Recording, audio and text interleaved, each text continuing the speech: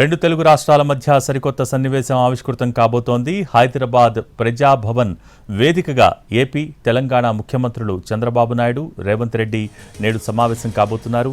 సుదీర్ఘకాలంగా రెండు రాష్ట్రాల మధ్య పెండింగ్లో ఉన్న సమస్యల పరిష్కారమే లక్ష్యంగా ఈ సమావేశం జరగబోతోంది. సాయంత్రం 6 గంటలకు ఇద్దరు ముఖ్యమంత్రుల భేటీ ప్రారంభమవుతోంది. ఇక ఈ సమావేశానికి తెలంగాణ నుంచి ఉప ముఖ్యమంత్రి మల్లుభట్టి విక్రమార్క, పొంగులేటి శ్రీనివాసరెడ్డి, శ్రీధర్ బాబు ఈ చర్చల్లో పాల్గొంటారు.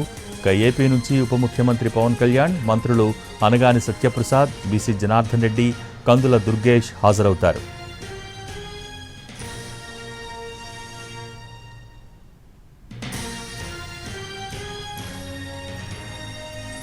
తెలుగు రాష్ట్రాలు విడిపోయి 10 ఏళ్లైనా కూడా విభజన సమస్యలు ఇంకా చాలా వరకు అలాగే ఉండిపోయాయి. వీటి పరిష్కారానికి ఇరు రాష్ట్రాల ముఖ్యమంత్రులు ఓ అడుగు వేస్తున్నారు. సమావేశమై చర్చించుకుందామంటూ ఏపీ ముఖ్యమంత్రి చంద్రబాబు నాయుడు రాసిన లేఖకు తెలంగాణ ముఖ్యమంత్రి రేవంత్ రెడ్డి సానుకూలంగా స్పందించారు. ఏమేం చర్చించాలి అనే దానిపై ఇరు రాష్ట్రాల ముఖ్యమంత్రులు, అధికారులు సుదీర్ఘంగా కసరత్తు చేశారు. ఏ అంశాలు చర్చించాలి అనే దానిపై ఒక ఎజెండాను కూడా ఖరారు చేశారు. ఈ సమావేశంతో అన్ని సమస్యలు ఓ కొలిక్కి రాకపోయినా కొన్ని అంశాల్లో అయినా స్పష్టత వస్తుందని భావిస్తున్నారు. అయితే విభజన చట్టంలో లేని కొన్ని అంశాలు కూడా చర్చకు వచ్చే అవకాశాలు కనిపిస్తున్నాయి.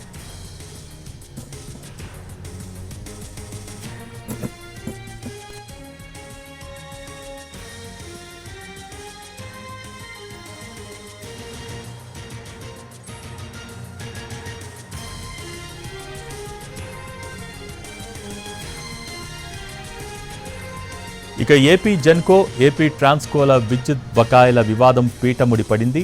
బకాయిలు సర్ఛార్జ్ రూపంలో తమకు సుమారు 7,000 కోట్ల వరకు రావాలని ఏపీ అంటోంది. అయితే సర్ఛార్జ్ కాకుండానే ఏపీ నుంచే సుమారు 18,000 కోట్లు రావాలి అన్నది తెలంగాణ వాదన.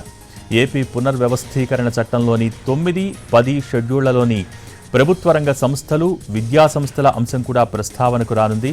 షెడ్యూల్ 9లో మొత్తం 91 సంస్థలు ఉండగా వీటి ఆస్తులు, అప్పుల విభజనపై కేంద్రం గతంలో షీలాభిడే కమిటీని కూడా నియమించింది. ఈ కమిటీ 89 సంస్థల ఆస్తులు, అప్పులను విభజిస్తూ సిఫార్సు చేసింది. వీటిలో 68 సంస్థలకు సంబంధించిన పంపిణీకి అభ్యంతరాలేవీ లేవు. మిగిలిన వాటిపై మాత్రం ఏకాభిప్రాయం రావటం లేదు. ఏకాభిప్రాయం ఉన్న సంస్థల సంఖ్య పెద్దదిగానే ఉన్నా సరే అసలు సమస్య మిగిలిన వాటిపైనే. వాటి వాటా చాలా పెద్దది. జనాభా నిష్పత్తిలో వీటి పంపిణీ జరగాలని ఏపీ కోరుతోంది. దీనికి తెలంగాణ ఒప్పుకోవటం లేదు. ఎక్కడ ఉన్న సంస్థలు వారివే అని, ఇలా కాకుంటే చట్టానికి మార్పు చేయాల్సి ఉంటుందని పేర్కొంటోంది. అలాగే APSRTC, AP state finance corporation వంటి సంస్థల ఆస్తులు, అప్పుల విభజన చిక్కుముడిగా మిగిలింది.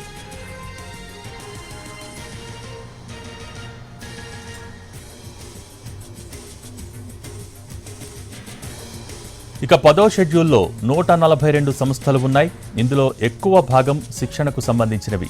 అందులో 30 సంస్థలపై వివాదాలు ఉన్నాయి. ఉన్నత విద్యామండలి ఆస్తుల విలువ తేలటం లేదు. షెడ్యూల్ 9, షెడ్యూల్ 10లో పేర్కొనని సుమారు 1759 కోట్ల విలువైన మరో 12 సంస్థలు ఉన్నట్టు ఆంధ్రప్రదేశ్ పేర్కొంది.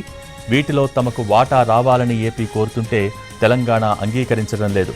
హైదరాబాద్లోని కొన్ని భవనాల పరిస్థితిపైన ఎటూ తేలటం లేదు. ఉద్యోగుల మార్పిడి అంశం కూడా ఇద్దరు ముఖ్యమంత్రుల మధ్య ప్రస్తావనకు వచ్చే అవకాశం ఉంది. ఇప్పటి వరకు విభజన వివాదాలపై రెండు రాష్ట్రాల అధికారుల మధ్య దాదాపు 30 సమావేశాల దాకా జరిగాయి. కానీ సమస్యలు మాత్రం కొలిక్కి రాలేదు. ముఖ్యమంత్రుల భేటీతో అయినా ఈ వివాదాల పరిష్కారానికి ముందడుగు పడుతుందని భావిస్తున్నారు.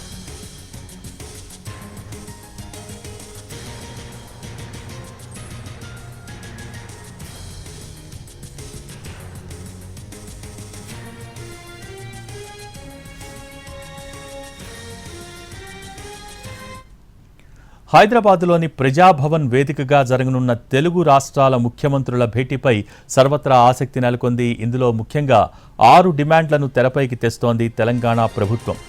రాష్ట్ర ఏర్పాటు తర్వాత ఆర్డినెన్స్ ద్వారా ఆంధ్రప్రదేశ్లో కలిపిన 7 మండలాలను తిరిగి తెలంగాణలో చేర్చాలి అనేది మొదటి డిమాండ్.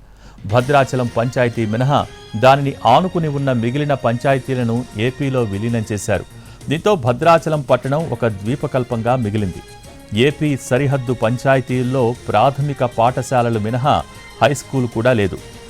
ఇంటర్, డిగ్రీకి వెళ్లాలంటే చింతూరు, రంపచోడవరం వైపు వెళ్లాలి. దీంతో విద్యార్థులు 10వ తరగతితోనే చదువులు మానేస్తున్నారు.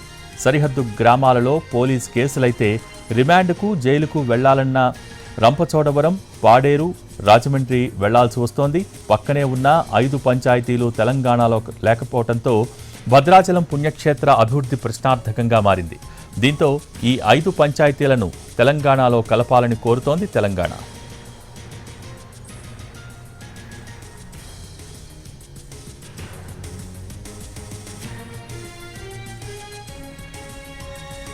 ఇక ఆంధ్రప్రదేశ్కు 1000 కిలోమీటర్ల మేర విస్తారమైన కోస్టల్ కారిడార్ ఉంది. తెలంగాణకు ఈ తీర ప్రాంతంలో భాగం కావాలనే డిమాండ్ కూడా ప్రధానంగా వినిపించనుంది. తెలంగాణకు ఓడరేవులు లేవు. సముద్ర మార్గాలలో ఎగుమతులు, దిగుమతులకు ఇబ్బందులు ఎదురవుతున్నాయి. అందుకే ఏపీలోని కృష్ణపట్నం, మచిలీపట్నం, గంగవరం పోర్టుల్లో భాగం కావాలని అడిగే ఛాన్స్ ఉంది. ఈ డిమాండ్పై ఏపీ ముఖ్యమంత్రి, మంత్రులు ఎలా స్పందిస్తారో చూడాలి.